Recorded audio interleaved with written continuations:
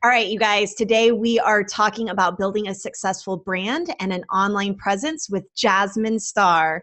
As always, you can find all the tools, books, and links we reference on the show notes at www.beingboss.club. Jasmine, welcome. Thank you, guys. So, before we get into it, I can't imagine that anybody doesn't know who you are, but if someone doesn't know Jasmine Star, tell us a little bit about yourself.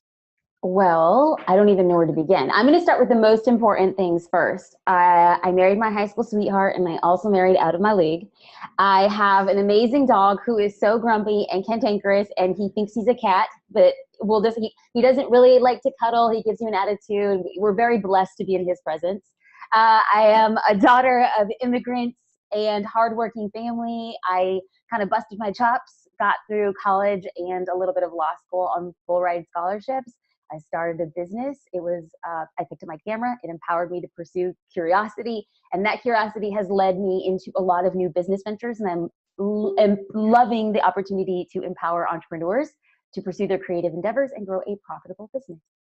And we talked a lot in our first episode that we recorded with you. So, Jasmine, you've been on the show before, and we shared a lot of your story of going from law school to photography and how your personal story and even your mom's health journey played into all of that. So, if you guys have not listened to our first interview with Jasmine Star, be sure to stay tuned here for now, but go back and listen to that one. Today, we're going to talk all about branding. I have been watching you hustle your ass off to really educate what feels like the whole world about having a successful brand. And so we're going to get into some of those tactics today, but I'm curious to hear from you.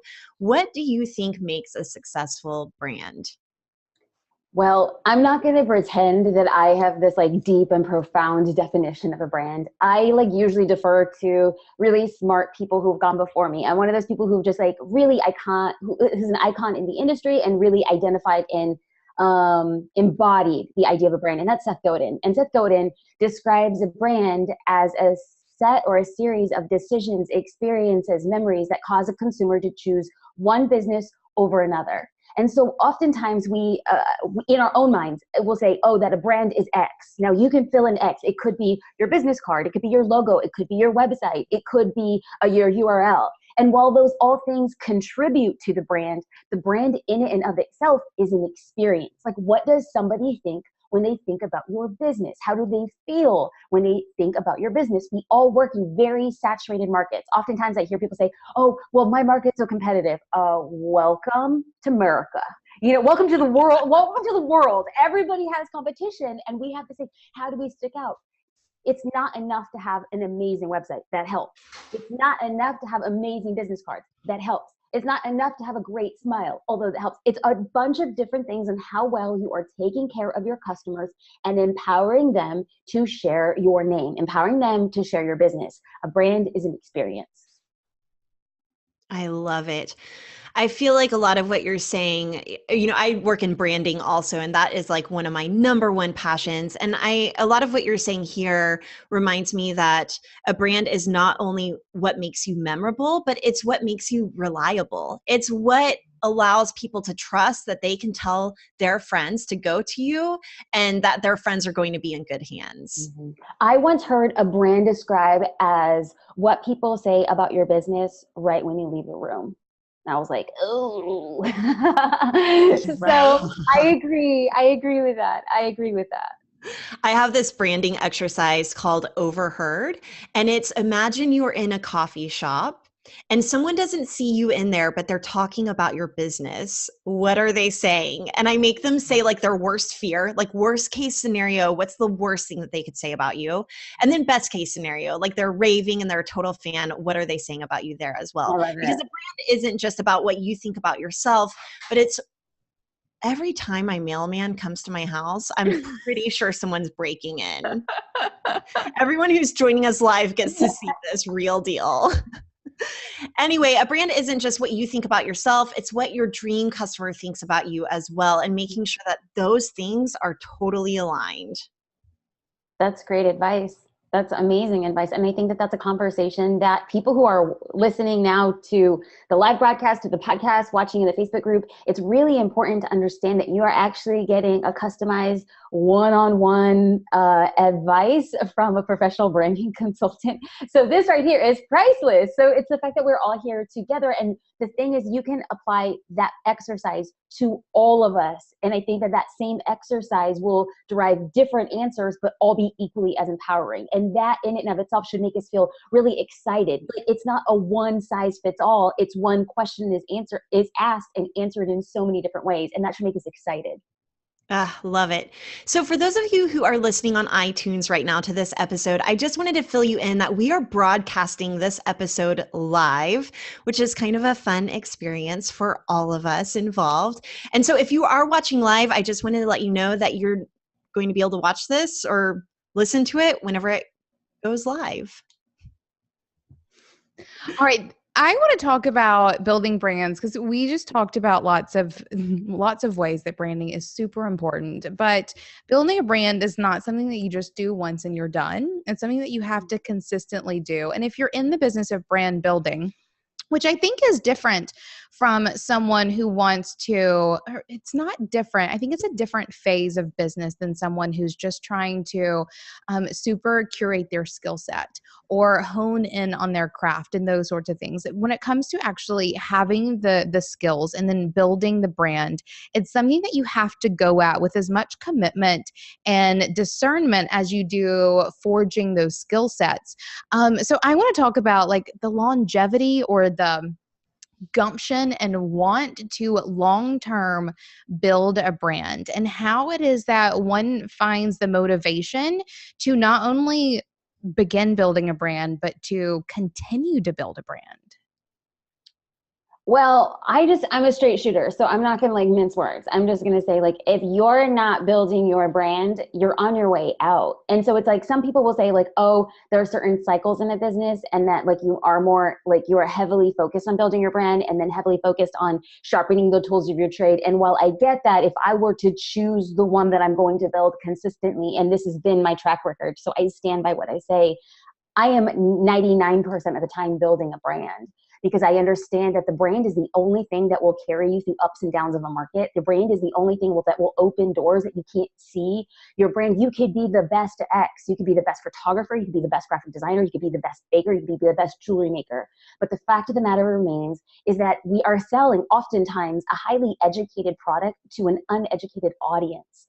I don't know the intricacies of making a bracelet, and I don't know the intricacies of making flambe, nor do most people know the intricacies of what goes into creating a photograph. Now, we do as professionals, and so we want to say, oh, well, look at how great I am. But if people just can look at something and say, I think that flambe is great, I think that jewelry is great, I think that photograph is great, well, then it's our job to say we can no longer compete on the thing that people think is great. We must compete on the thing that is intangible against every single competitor in the market. And that is the brand that we build. So people say, how often are you building it? Every dang day, every day. And there's a lot of pressure to be the best. And the truth is there's always going to be someone who's better than you. There's always going to be someone who's more talented, more beautiful, smarter. I feel like maybe this is even something, Jasmine, you told us that your mom told you as you were building your career and your business. It's something I read a lot from successful people, that their moms always seem to tell them that there's going to be someone who's better and smarter and faster. So your job is to do X, Y, and Z. I think as a branding professional, and I think you would agree, Jasmine, that having a really solid brand means that you don't have to be the best. I'm not saying that you're like selling broken goods by any means. I'm just saying it's a lot to keep up with. There's a lot of pressure in being the best. And if you can just have a really great brand, you can make a living doing what you love.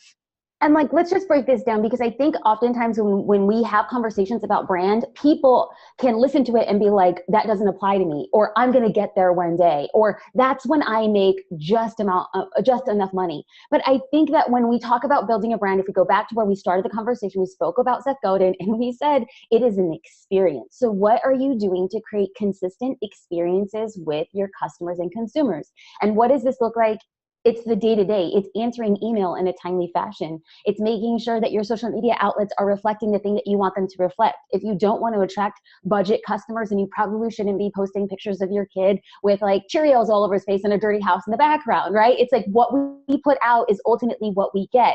And as a division of our business, it is day in, day out practicality. We're not talking about like throwing a ticker tape parade. This is like, really, what are you doing? Can you be responsible? Can you show up? And I think that it's empowering. For years, I'm just gonna be honest. For years, I really fought this notion. I wanted to be considered artistic. I wanted to be considered leading in the field in my creative endeavors. I wanted that more than I wanted anything else. And guess what? As the world has it, as luck has it, as life has it, that was never my lot. I was never called to be the most artistic photographer in the industry. But let me tell you, in over a decade of having a business, I have seen so many artistic business people go out of business. And that's simply because they never know how to build a brand and how to build a business. Well, I encourage everybody to be the best version that they can be in their trade. It doesn't mean that just because you are good, artistic, or number one, it doesn't mean that you have longevity. Longevity comes in how you run a business and how you build a brand. Let's disseminate what that fear is. Building a brand is experience. Building a brand is showing it. Building a brand is exercise, practice, and dedication to your customers. That's a brand. If you can do that, you will have a longer business than you just trying to be like, let me just figure out this Photoshop or let me figure out Lightroom. Like, no, there's so much more to it than just that. I agree. I kind of feel like if someone had told me that though 10 years ago, I would have went and got a job. Like, I'm tired. Right? Like even 10 years into it, that makes me really tired. But the truth is, once you start putting these things into practice and once this becomes part of your job, not just practicing the craft and doing the thing, but also building a business, it all just becomes part of what it is that you're doing every day. So if there is anyone out there listening to this who just heard all of that and decided, shit, I'm done, don't be, because this is all very practical and very real. And I also think it's something that's super applicable within a job or within you working for someone else. I mean, Kathleen, your focus is in personal branding, and there's so many ways. I've been seeing so many articles lately about pulling your personal brand into your day job and how that can help you differentiate yourself from the people in the cubicles next to you. This is all super relevant stuff that I think is super important to people who want to make a little noise or make a little money these days. Okay, Emily, can we just back up? Because like, I love what you said. And I love that there are people like you who like make this world warm and fuzzy. I happen to be raised by like a dad who like went through the Marine Corps. He's rough around the edges, and he kind of just dealt it to me straight my whole life. And so when you say like, oh, people might be hearing this and be like, I'm done. You want to know what my reaction is? Good. Get out of here. And I know that sounds so awful, but let me save you time, honey. If you are doing this because you think it's going to be fun and it's going to be glitter and you're going to ride a unicorn through wheats of field and eat ice cream, like, wrong. Let me just tell you that the greatest gift that you can give yourself is self-actualization and self-assurance and self-assessment. Like, if you don't think that you can wake up and do this every day, let me save you some time. In fact, the only reason why I feel like I can lean heavy into this is I was watching an interview with Matt Damon, and he said that every single day people come up to him and say, you know, I want to be an actor. I know I've been called to be an actor. This is the thing that I want to do. And he looks at them and says, quit. It's too hard. And people hear that, and there are a group of people who quit. And he says, they were never meant to be actors. It's the people who come back and say, I'm going to show you, that make it. And so when people say, oh, Jasmine, I can't do that, good, don't. And if you can come back and prove to yourself and prove to everybody else and prove to all the haters and the doubters and the naysayers that you showed up, you won. You don't need to be the best. You don't need to be the richest. You don't need the prettiest. You showed up. That in it and of itself is winning. So if you hear this and you say, I can't do that, goodbye. For those of you who are saying like, I'm here, good. Let's move on to this conversation because we have some work to do. Yes, we do. And I love hearing that so much. You know, one of the things I was going to ask you is how you stay motivated, but I don't even think it matters. We don't have to be motivated, the three of us sitting right here, to show up. We're going to show up no matter how motivated we feel. Mm-hmm. So let's keep going. Mm-hmm. I want to talk about where your favorite place to engage with your audience with the brand that you've built for yourself is. I have to answer this a couple ways. Like, I don't ever want to become connected or identified or emotional. I never want to become emotional to any part of my business, because the minute you become emotionally connected to a part of your business, you can't see it for what it is. Like, there was a time back in like 2006, 2007, when blogging was truly the advent to social media. And so blogging was like my thing. I amassed this huge readership. I didn't know that it was huge at the time. I was just like, oh, I'm getting 25,000 unique visitors a day. Okay. I had no idea what it meant. And then all of a sudden social media started coming around, and I started understanding the power that the blog had. And then all of a sudden started losing relevancy. Now, there was a lot of people who were bloggers at the time, built up that platform, and they just couldn't make the transition over to social media. They just felt like it was truncating their words. It was shackled to their personalities, and they continued diving into a portion of marketing and a portion of like self-representation that kept on shrinking and shrinking and shrinking. And that's when it was like a big wake-up call. It doesn't matter what I did yesterday. It's only mattering I was homeschooled. It only matters what I am doing today. So from a personal perspective on this particular day, my choice is Instagram. Love it. It's a visual platform. It's warm and fuzzy. And the reason why I like it as a person is the reason why I dislike it as a business person, is that you can't link out. It's very difficult to move traffic from that platform to go out. And it's intentionally built that way. They want to keep people native to the platform. So as a user, I love it. As a business person, not so much. So where I get the most push, where I get the most traffic, the most solid leads is from Facebook. Now, I spend my personal time on the weekends at night scrolling Instagram, but from a business perspective, I'm in Instagram very strategically, building pathways for people to move out of the platform when I need them to. But it's on Facebook that I'm spending most of the activity time in the business hours, because that's where I understand I'm getting the derivative of most of my business. Interesting. So would you say then, in kind of like business speak, is Instagram where you're engaging and Facebook is where you're converting? Yes, but there is a large demographic. So we have to understand that there are currently 2 billion users on Facebook, and there are just 700 million on Instagram. And so just like the pool, like the user pool on Facebook is so much bigger that it's not necessarily that the people that I have a large crossover on both platforms. I do have a crossover, but I'm not a fool to believe that everybody is on both platforms. I treat each platform independent of each other. Like what I'm posting, like what works on Instagram doesn't necessarily work on Facebook, and vice versa. So video just slays on Facebook and video does okay on Instagram.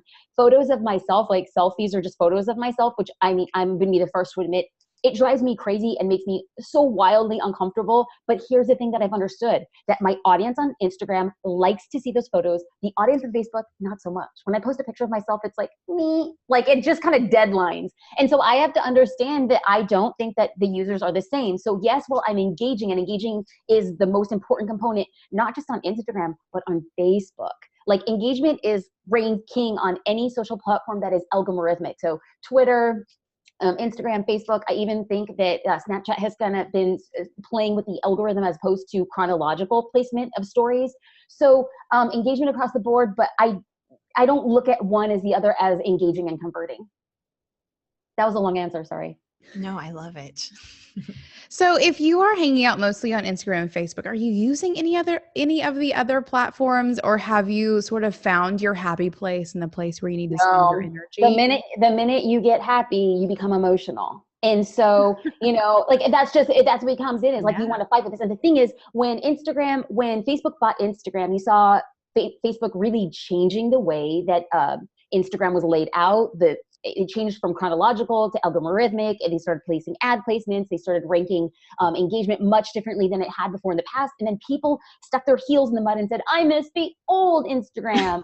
Every time Facebook changes like the news feed or your personal profile, I miss the old one. No, you have to let complete go of that, and you have to understand where the market is moving. So I've developed a following on Twitter with over 100,000 followers. I'm not as active on Twitter, but I'm on Twitter every single day. I used to be really active on Snapchat. And then when Instagram stories came out, I saw the writing on the wall and I was like, okay, I need to start investing more time in creating content where the audience already exists and they're pouring so much time, money, and effort in educating that audience. So on the first day, I'll never forget when Instagram stories launched. I'll never forget where I was. I did a cross-reference, and on day one of Instagram stories, and I had been on Snapchat for, at this time, probably 9-10 months, maybe almost a year.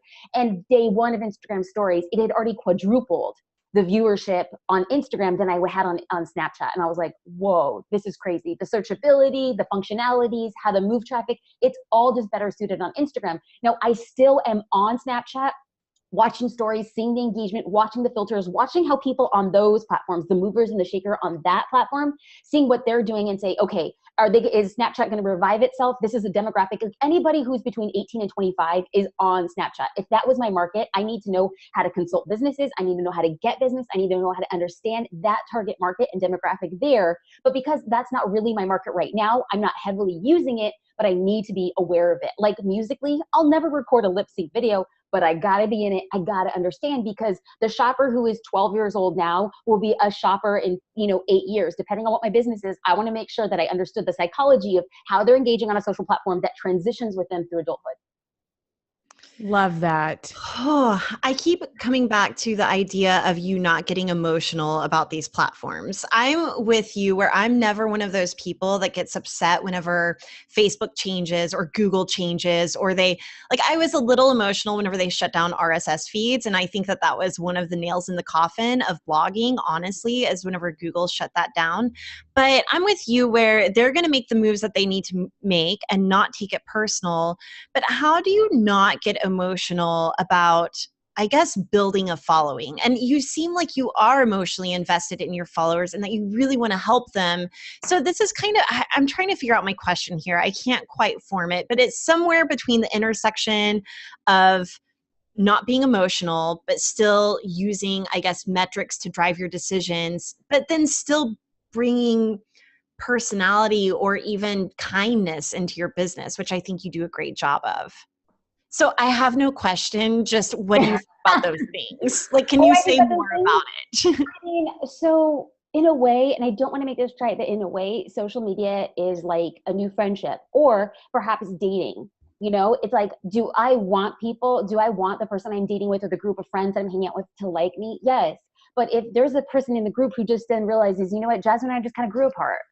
So let me just bring this into real terms. So I started my business as a photographer, built it up over a decade, created every imaginable piece of helpful content specifically for photographers. And then as I started transitioning the business to help other entrepreneurs with social media, building a brand, visual identity, stuff like that, photographers kept on saying, well, we really missed your wedding photography work. We really missed your wedding photos. People would go on my Facebook page and be like, this one girl said specifically, I just think that you're trying to be a social influencer and I stopped following you. And I was like, bye. Does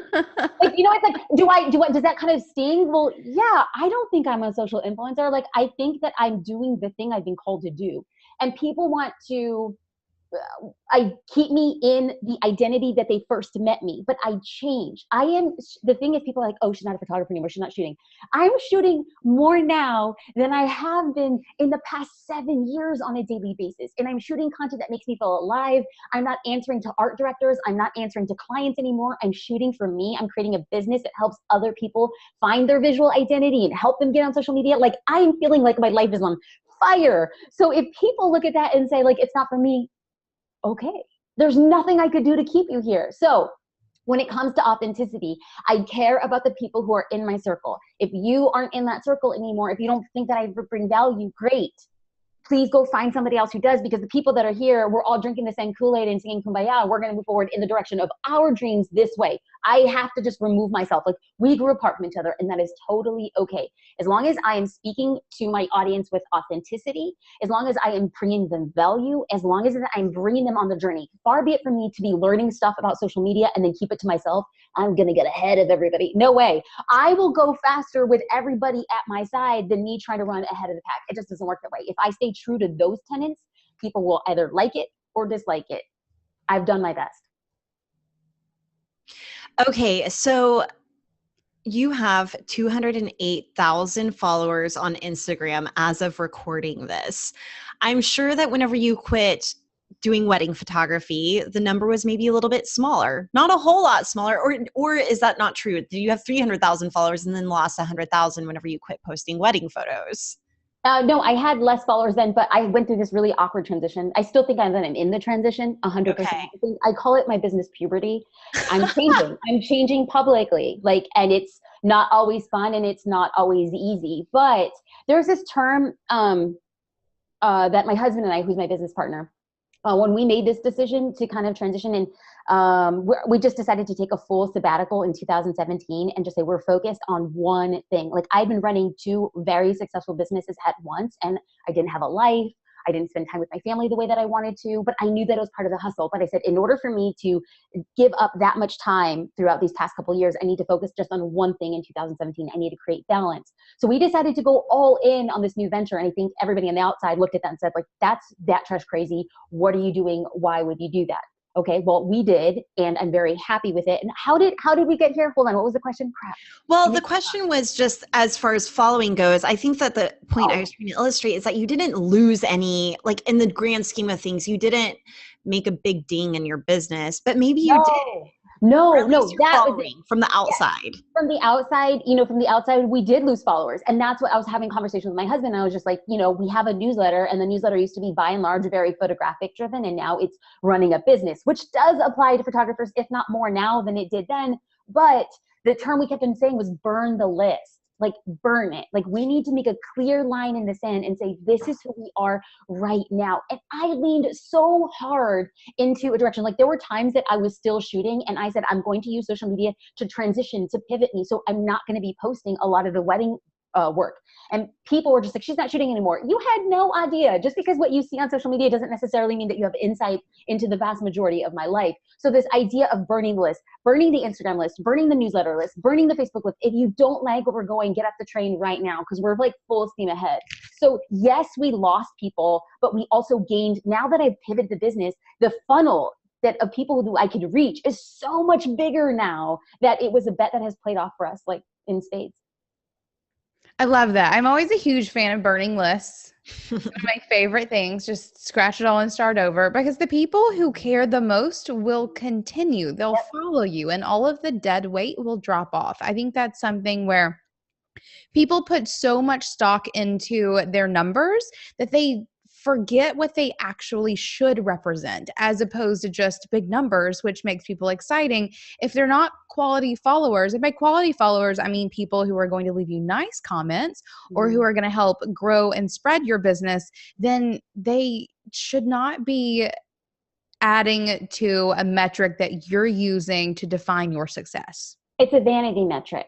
We look at numbers and think, oh, this person matters, this person's important, what they say is true. Like, what we've learned more than anything, which is what people at Facebook and Instagram know, is that numbers mean nothing.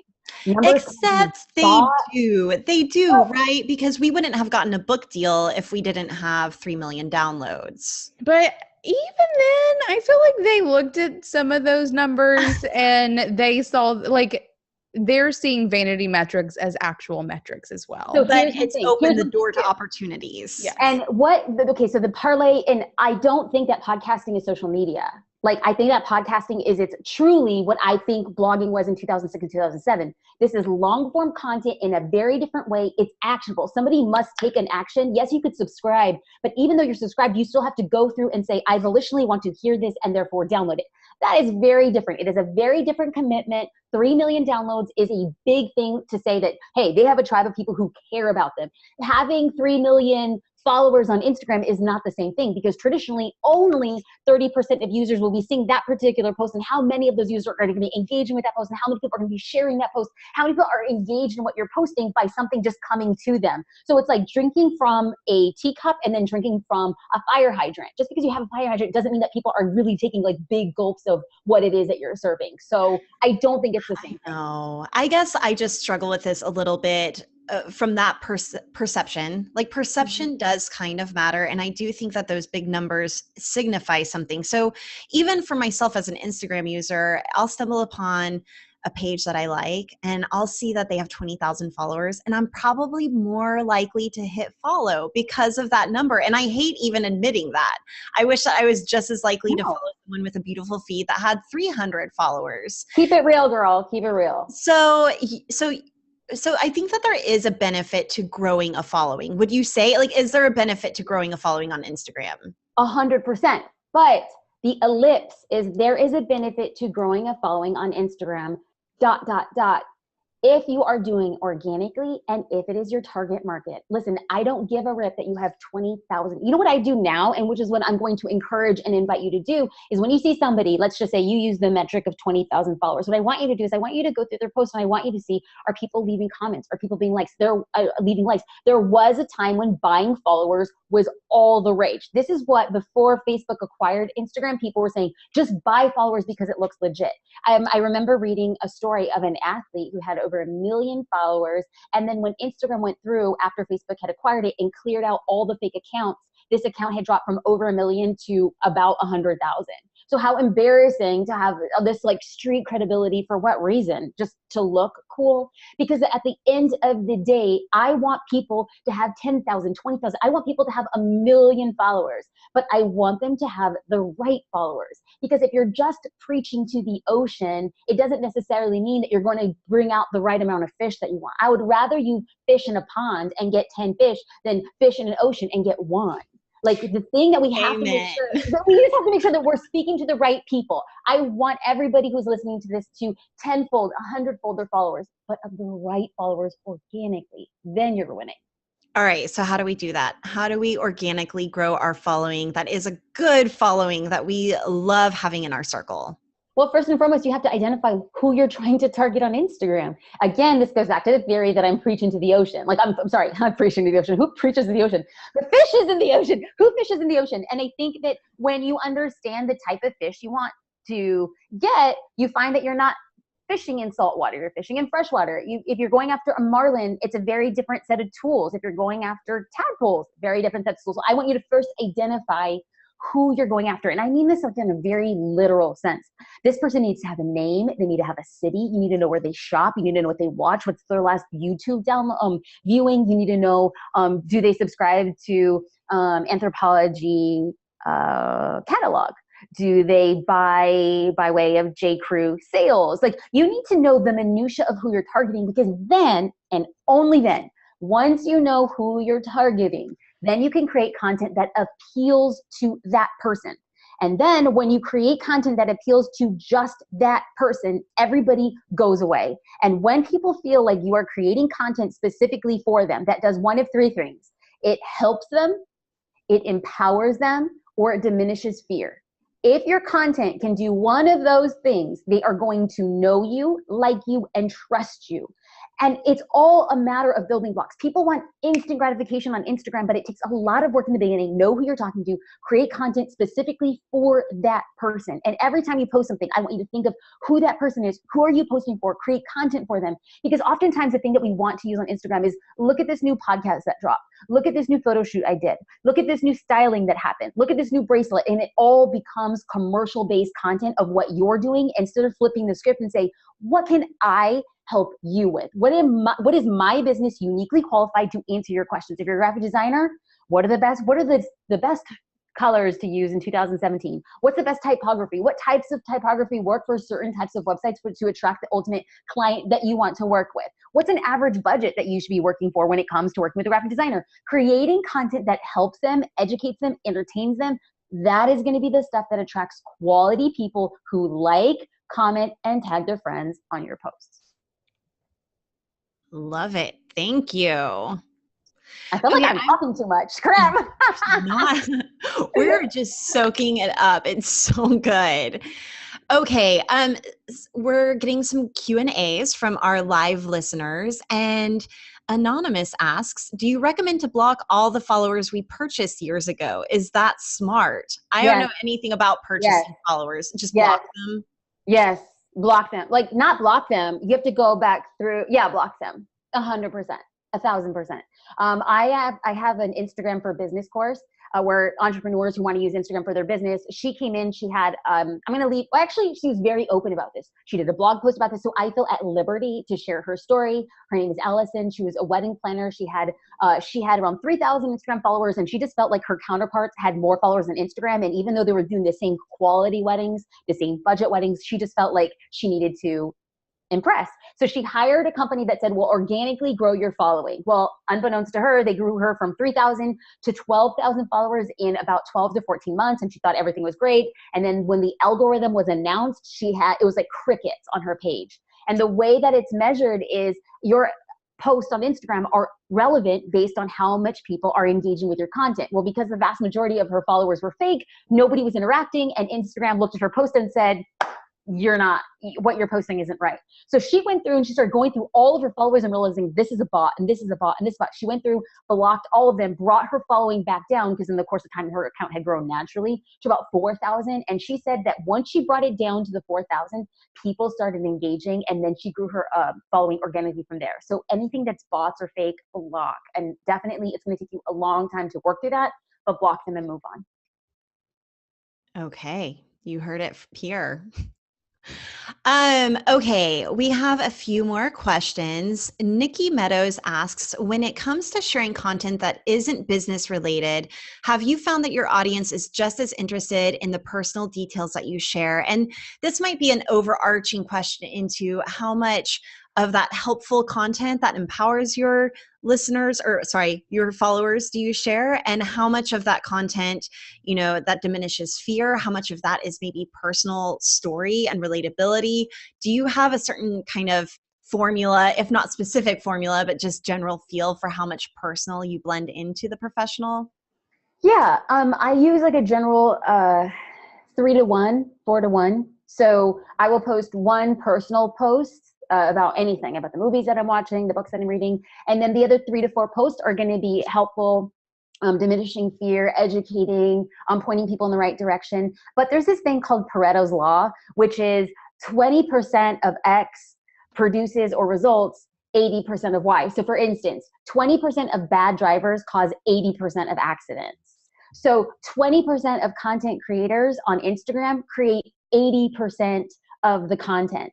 So I have to understand that 80-20 rule also applies to like my Instagram account. 80% of it should be about how I can serve my audience, and 20% can be a little bit more insight into who I am. Love that. And then what about as you're growing your team? Jasmine, I know that you are like a bomb-ass solopreneur. Have you ever thought about growing your team and what that might do to your personal brand?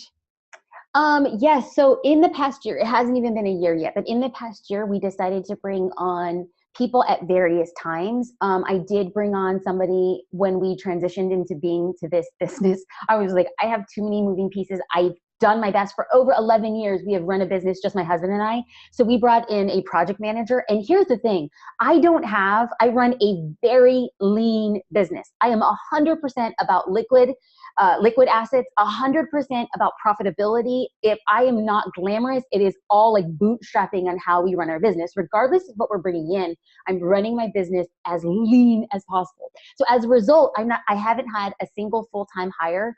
All my employees are 1099. They're independent contractors. They make their own hours. They tell me when they can work. My first hire was a project manager, and I needed somebody to come in and keep me organized. She's based in Seattle. We have a meeting once a week, and everything else is via Slack or email. So she's like, this is due, this is due, this is due. Great. She keeps like, does this like, and I was like, hey, I need this person to do this thing. She follows up with them. That has been just like, it's big relief. I also hired a content curator, and this is Tammy. She helps us like design in-house. Like I want to move very fast. And so it's like, do I need an opt-in? Do I need a PDF? Like what do I need designed?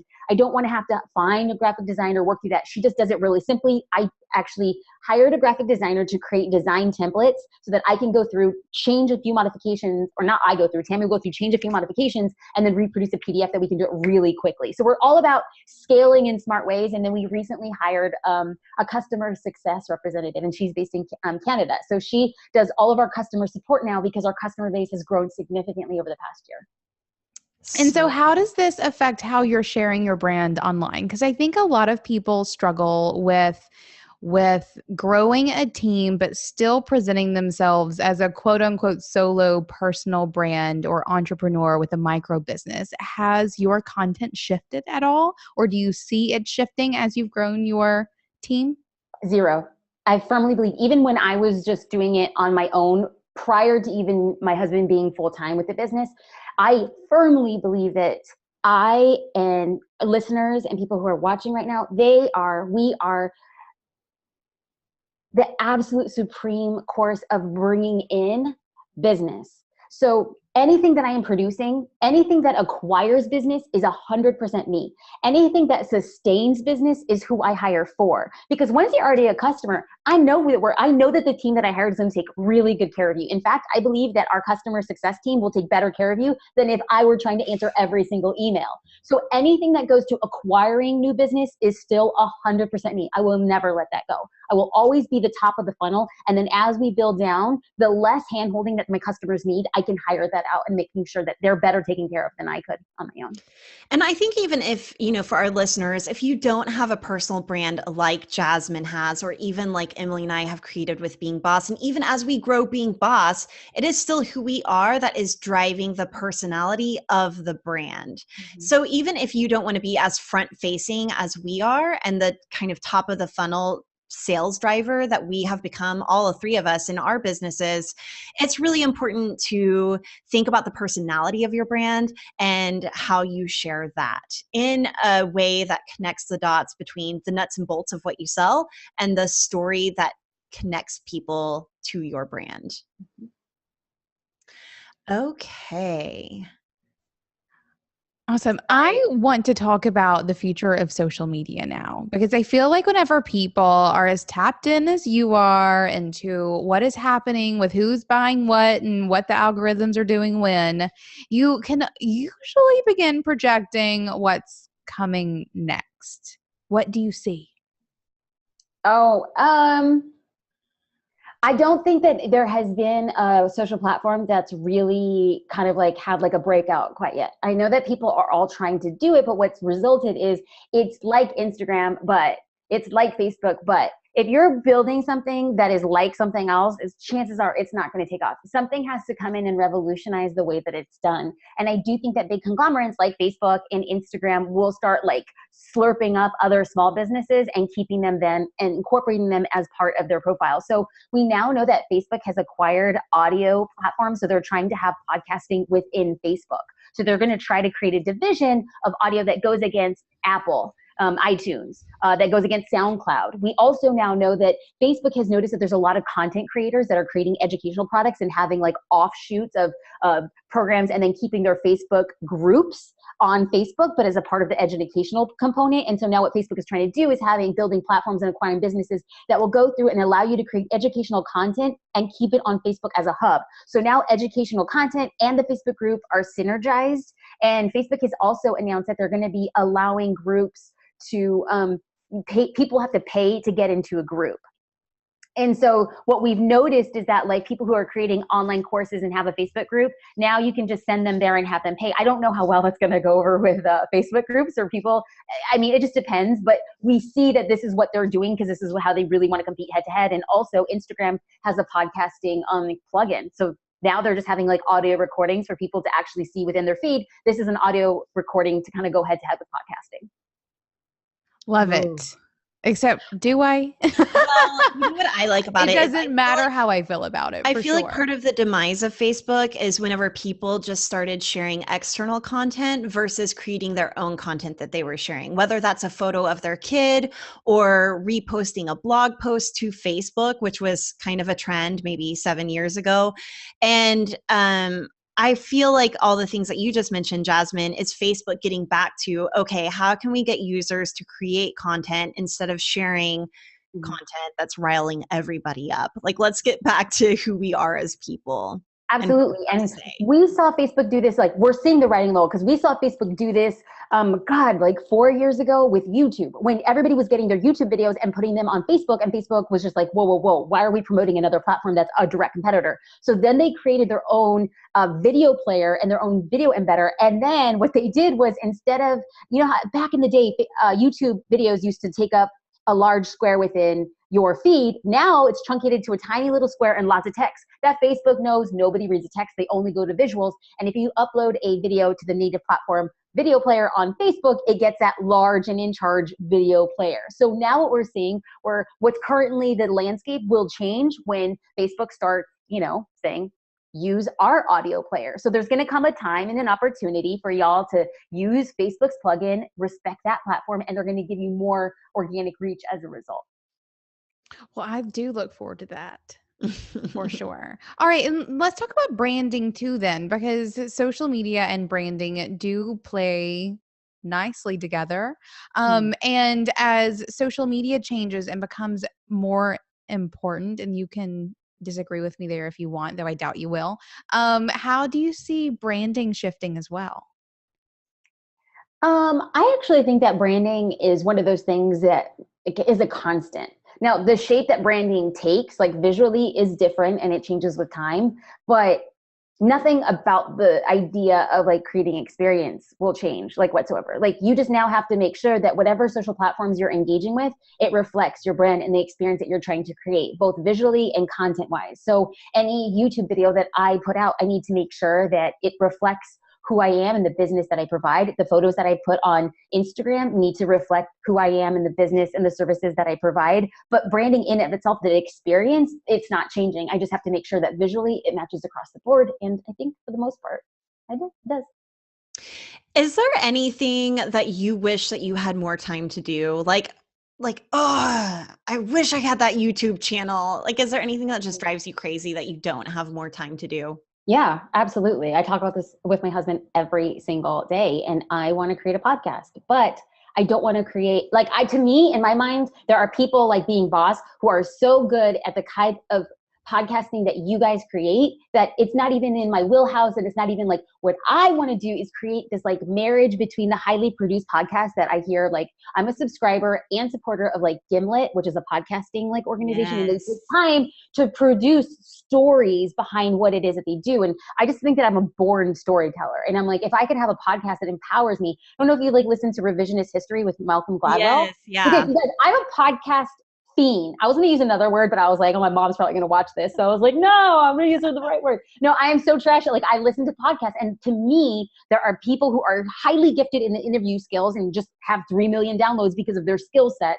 And then there's this other really high production value that takes forever to produce. And like, I wonder, is there a marriage? Am I trying to create like Frankenstein, something that doesn't exist? I have put zero time behind it. There is a marriage. I think that you should pitch some of those podcast networks to do it for you. But then you don't like own the brand as much. It's a double-edged sword. Well, and it depends. It depends how much like swag and street credibility that you bring. And if I come in and say, this is the audience, this is their engagement, this is what I know I can do. Like, and here's the thing, I'm not nowhere near that. I just, in the back of my mind, when you ask, like 100%, I really do think that, I can't help it. For better or for worse, people look at me and they think a certain thing. I don't know what they think, but just like anybody, we all look at other creatures and we judge. It's naturally, it's built in, it's hardwired. I do think that audio strips that.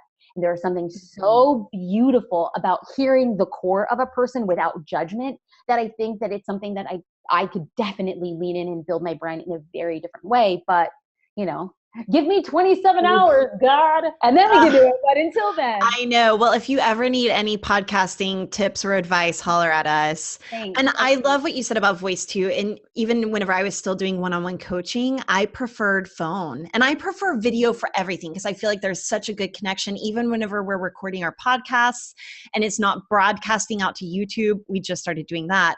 But before we were doing that, we liked having them live, because you get to see someone's expressions and you get to see whenever Emily has something to say.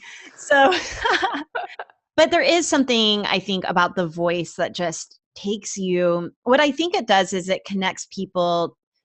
It allows them to internalize whatever you're sharing with them. Like they're able to put themselves in your shoes with whatever story you're sharing. I don't know. I agree with you there. And again, like, I just feel like you guys are so positive and lovely. Like, to me, like, podcasting cuts the BS. Like, when somebody is talking, it's like somebody can be dazzling and have a great pair of shoes and slick back hair and just zhuzh it, sell it. But like, you can't BS what the core of somebody. And that is just what audio dials in on. And so to me, it's extraordinarily vulnerable and such a power play for business owners. I mean, especially a long form, like 1 hour plus podcast, Right? you're going to be saying a lot of things in the wrong way. You're going to be making a lot of mistakes. I'm podcasting. There isn't that much editing. Right. Sometimes I wonder what we could produce if we did those highly edited and like produced shows. I think about that sometimes, how different it would be if you didn't hear Kathleen and I making complete ding dongs out of ourselves. All right, Jasmine, what are you working on right now? What have you got going on? And tell us for our live listeners, so people who hear live, and for also anyone who might be listening to this in the future. Awesome. So break it up into those two categories. So yes. Live listeners, we are actually working towards launching an Instagram challenge. So this is going to be great. I'm going to be teaching entrepreneurs, small business owners, how to use Instagram with intention. So it's like that moment when you like open Instagram and you think you have a photo, but you don't know what to say. Or maybe you have something to say and you don't have a photo. We're going to figure all of that out. So a week, you're going to have a hand-holding step-by-step process. Tens of thousands of people join the challenge. We're really excited. It's a community to actually revive those efforts. And then at the end, I will teach a live masterclass on how to create Instagram content, all of your Instagram content, for a month in just one day. And so that's where we'll end it. But ultimately, for our longtime like listeners and in perpetuity, and when this becomes evergreen, it's going to be a conversation about how can you show up on social media daily when you don't have the time or when you don't have the right words to say. And so a few months ago, my husband and I launched Social Curator, and it's a monthly subscription. So on the first of every month, you will get an action plan. So you know your social media tools and what you should be doing that month. You get 15 stock photos that you can use on Facebook ads, on blog posts, on social media, and also 15 caption templates. So think of this as like ad libs for your business. You can go through, you fill in the blanks, you can modify. And the thing that we initially launched this project as was this is like a done for you solution. So now you can get back to doing all the work you can and still be on social media. But what we've realized is that all it's simply becoming more so is a tool for inspiration. People will get the captions and they're like, I love this, but let me make it my own. Or people like, especially photographers, I cater to a lot of photographers. And while they like the stock photos, they're just like, I'm not going to use stock photos. So I started including photo ideas. So let's say you're passionate with your iPhone or you have like a nice DSLR. I will give you a list of photos that you could take that you could plan for the month. And then every day you wake up on social media and you have something to say. So it's just an opportunity to make sure that entrepreneurs are on social media every single day, making it as easy and effective as possible. And you can find that website at mysocialcurator.com. Wonderful. I have one more question for you, if you don't mind, before we wrap this up. Yeah. And it's around some things you just said, but we have, like, our community has been talking about social media a lot lately, and especially in terms of how hard it can sometimes be to be on social media these days. I would love to hear from you about how it is that you are staying so proactive with your social media presence in spite of how heavy social media can feel.